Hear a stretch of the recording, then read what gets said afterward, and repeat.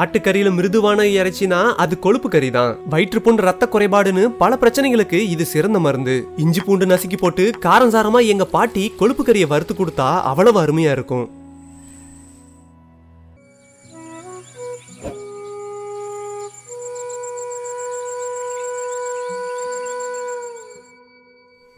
ஆட்டு கொழுப்பு கறி வறுவலுக்காக நாங்க சுமாரா 1 கிலோ இருக்க ஆட்டு கொழுப்பு கறியை வாங்கிக்கிட்டோம்.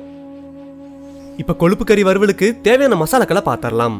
பெருஞ்சீரகம், 4 பட்டை, 10 லவங்கம், 3 ஏலக்காய், 1 பூண்டு, 10 வரமிளகாய், 1 ஸ்பூன் மிளகு சீரகம், 200 கிராம் சின்ன வெங்காயம், 50 கிராம் வர கொத்தமல்லி, கருவேப்பிலை, கொத்தமல்லி, 1 தக்காளி, இஞ்சி, 4 பச்சை மிளகாய். இப்ப கொழுப்பு கறிக்காக அரைக்க வேண்டிய மசாலாக்கள் எல்லாத்தையும் அரைக்க ஆரம்பிச்சிடலாம். இஞ்சியும் பூண்டியும் இப்ப அம்மியில வச்சு அரைக்க ஆரம்பிச்சிடலாம்.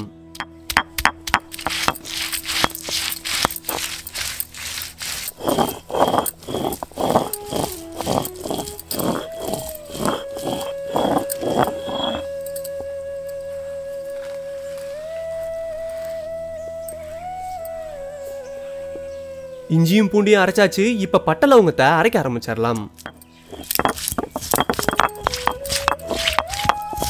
பட்டை லவங்கத்தை ஓரளவு அரைச்சுக்கிட்டாச்சு. இப்ப மிளகு சீரகத்தையும் சேர்த்து நல்லா அரைக்க ஆரம்பிச்சிடலாம்.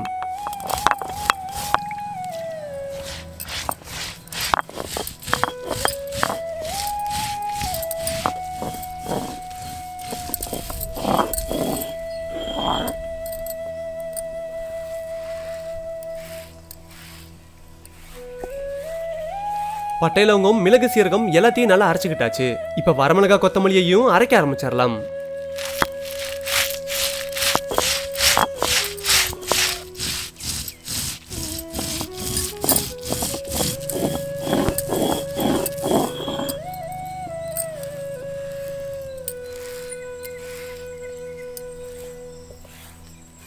அரைக்க வேண்டிய எல்லா மசாலாக்களையும் இப்ப அரைச்சுக்கிட்டாச்சு.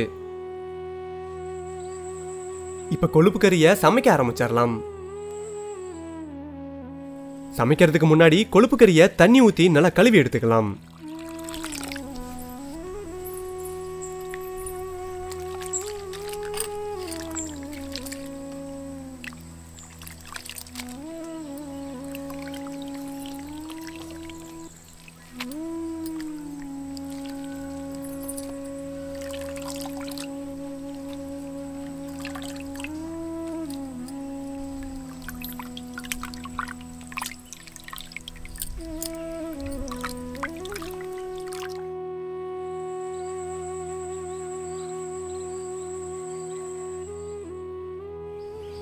சட்டி நல்லா சூடானதும் இப்ப கொஞ்சம் எண்ணெயை ஊத்திக்கலாம்.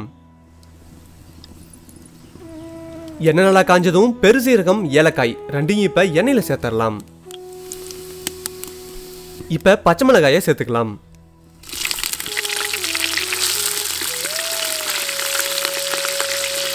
இப்ப அரைச்சு வச்சிருந்த இஞ்சி பூண்டை 2 எண்ணெயில சேர்த்து நல்லா வறுத்துக்கலாம்.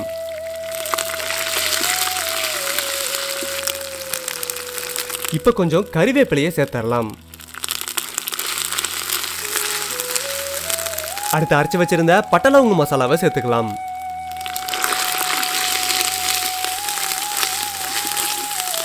இப்ப சின்ன வெங்காயத்தை சேர்த்து நல்லா வணக்க ஆரம்பிச்சிடலாம்.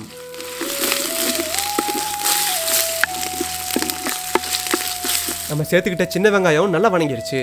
இப்ப நம்ம எடுத்து வச்சிருந்த ஒரு தக்காளியை சேர்த்துக்கலாம்.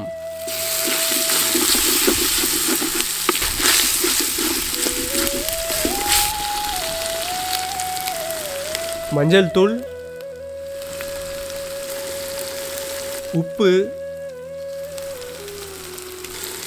அரைச்சு வச்சிருந்த வரமிளகா, கொத்தமல்லி இது 3யும் சேர்த்து நல்லா கலக்கி விட்டுறலாம்.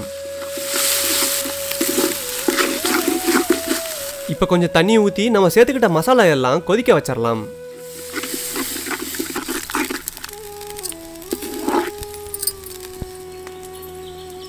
மசாலா எல்லாம் இப்ப நல்லா கொதிக்க ஆரம்பிச்சிருச்சு. தக்காளியும் நல்லா வணங்கிருச்சு.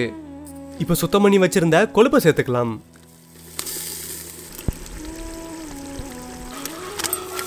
இதய நோயாளிகள், உயர் ரத்த அழுத்தம் இருக்கிறவங்க இந்த கொழுப்பு கறியை சாப்பிட வேண்டாம்.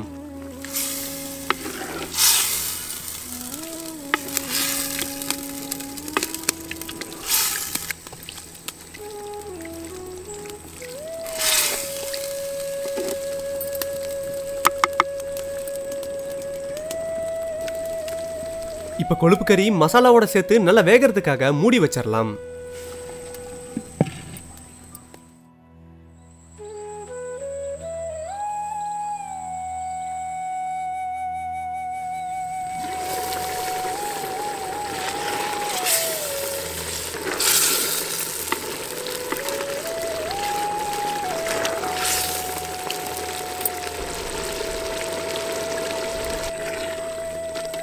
கொழுப்பு இப்ப நல்லா உருக ஆரம்பிச்சிருச்சு.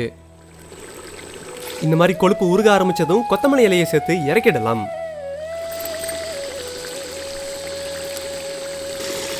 கொழுப்பு கறி இப்ப சாப்பிட தயாராயிடுச்சு.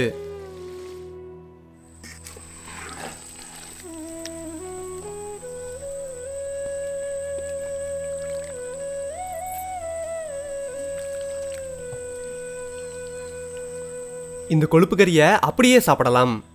பொங்க வச்ச பச்சரிசி சாதத்துக்கூட சேர்த்து சாப்பிட்டா இன்னும் அருமையா இருக்கும்.